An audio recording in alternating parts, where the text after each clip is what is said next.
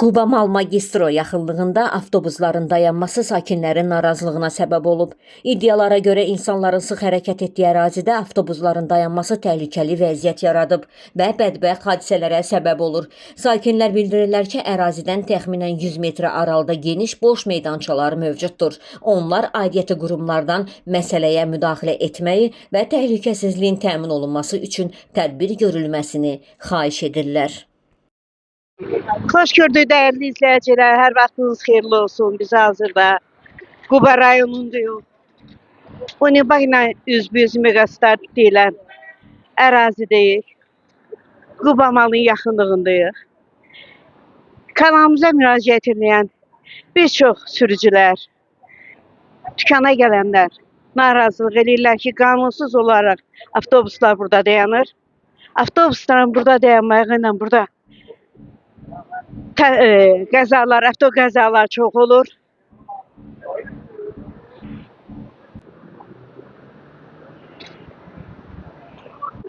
Özünüzü təqdim edin. Yaşar Heybətov. Yaşar bəy, kanalımıza müraciət edirlər ki, qanunsuz olaraq avtobuslar burada dayanır. Avtoqəzalar baş verir. Siz nə deyə bilərsiniz bu haqda? Düzdür, avtoqəza baş verir hər vaxt burada. Yani avtobuslar yeri değil de bura. Çok sıklıktı bura. Heç yere. Həm banka yaxındır, Hem banka Quba-Mala yakındır, hem biz Zaplafka'ya yakındır. Mesela soylu yağını gelip girip çıkma oldu. Kiməsə müraciət eləmisiniz?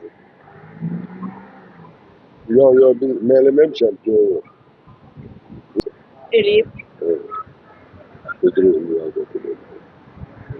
Manolla her yer Manolla.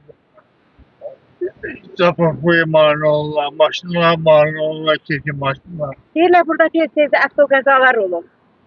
O bilmiyorum. Şey var. Zapaklıya maşınlar Manolla, çanlar Manolla. Sağ ol. Doğru. Sizə narazılığınızı bildirin də. Yollar çıkın da. Yollar çıkın. Terbiyeli ol. Kameradan qorxurlar.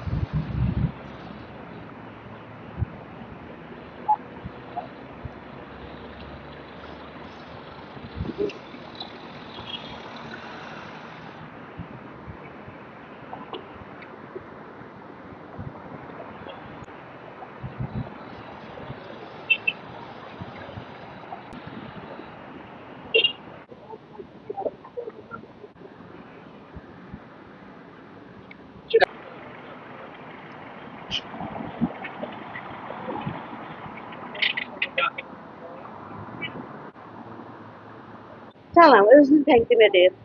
Fərhad Eyvallah. Fərhad bəy, kanalımıza müraciət edin. Bəlkə bu avtobusda dayanacaq. Olmuyor, avtobusa burada saxlayıb. Cürbəcür qəzalar baş verir. Siz nə deyə Gözünüzü bilərsiniz? qabağında çəkin baxın da. Çəkmişəm. Ha, Buyurun. Allah kömürlüğü. Bakın da başında işte bu avtobus şoförünün nesin? Uğra, bura koyandı da. Düzü. Ya burada avtobus şoförlerinin bakın da başında özünü çekin bakın da ne gündür. Niyə qarşıda saxlamırlar, məcburda Orada saxlayırlar? boş yerler vardı. Ulan Boş sahilmiş yerler var. var Orada yer aslında. qabağda. Ha, boş yerler vardı. Saxlayabilirler de. Boş yerler doludur. Değil qabağda traktörler yerler yeri var dolu idi. olmaz, Traktörler niye? götürdülər. Boş yer. Xaç Valla yaradırlar. o da vəzifələr bilər də. O bura icazə verən adam, bura koyan adam bilərdi. Düz ölür. Biz nə hardan bilək? Özünüzə çəkiliş edirsiniz, çəkin baxın. Gördünüz. Bu şofördür. O neyinə lazım? Bunu deyəcəklər ki, burada saxla, gidib burada saxlayacaq. Buna deyirlər burada saxla, o da burada saxla. Bu neyləsin?